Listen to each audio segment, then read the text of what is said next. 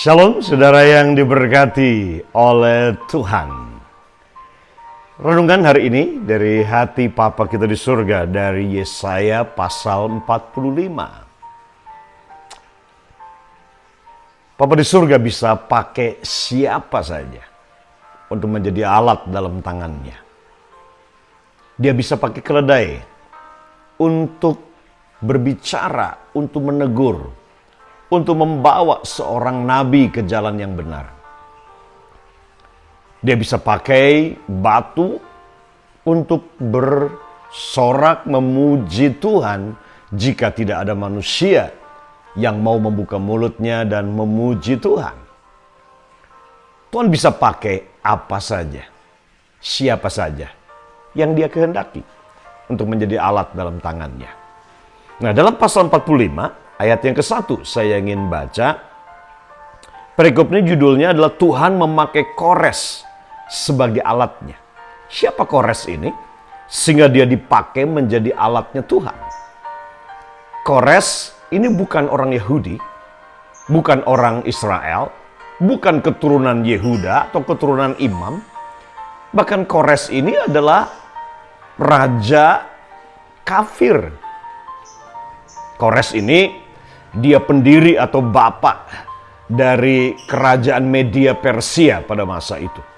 Atau yang dikenal dengan Iran hari ini. Tetapi Raja Kores ini raja yang diurapi oleh Tuhan, diangkat oleh Tuhan pada waktu itu untuk menggenapi sebuah rencana Tuhan bagi bangsa umat pilihan Tuhan.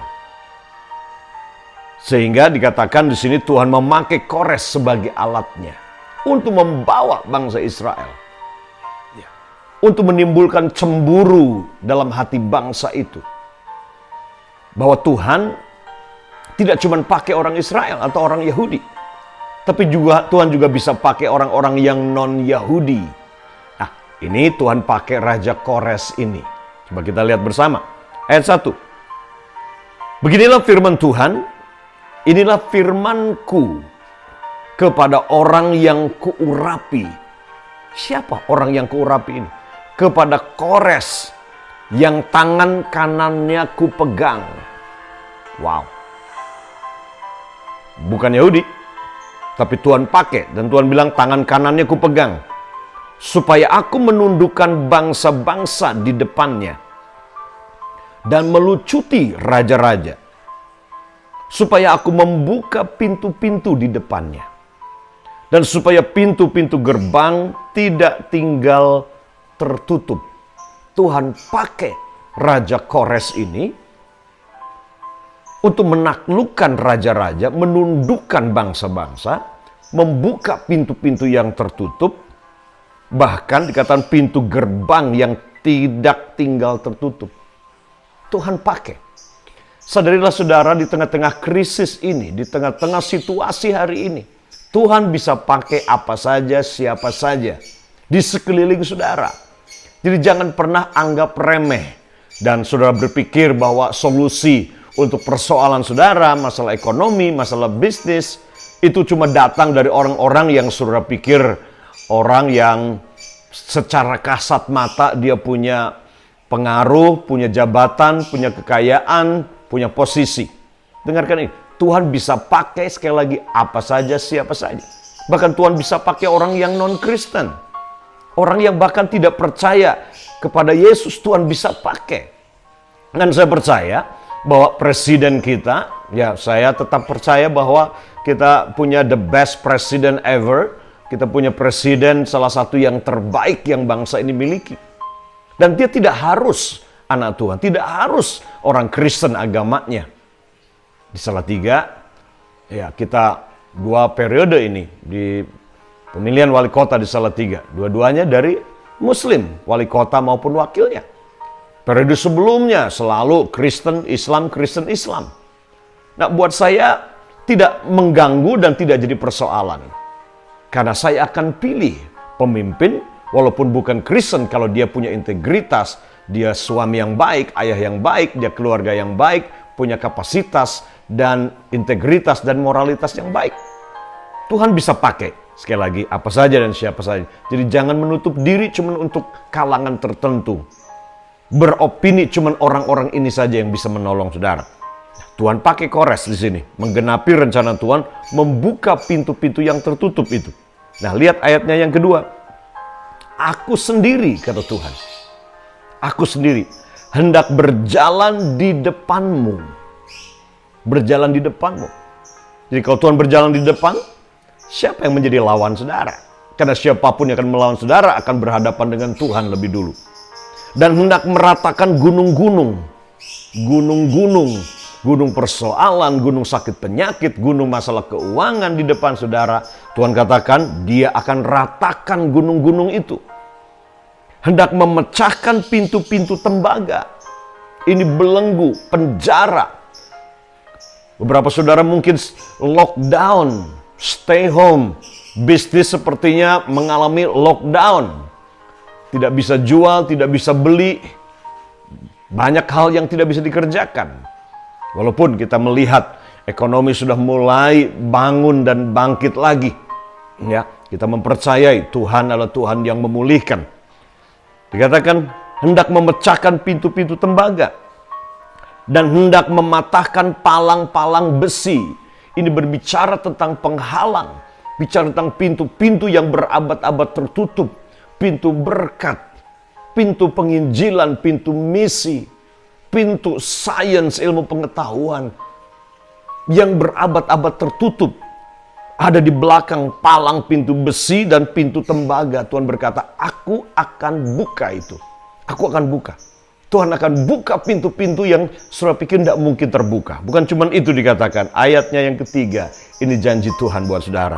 Aku akan memberikan kepadamu harta benda yang terpendam. Dan harta kekayaan yang tersembunyi.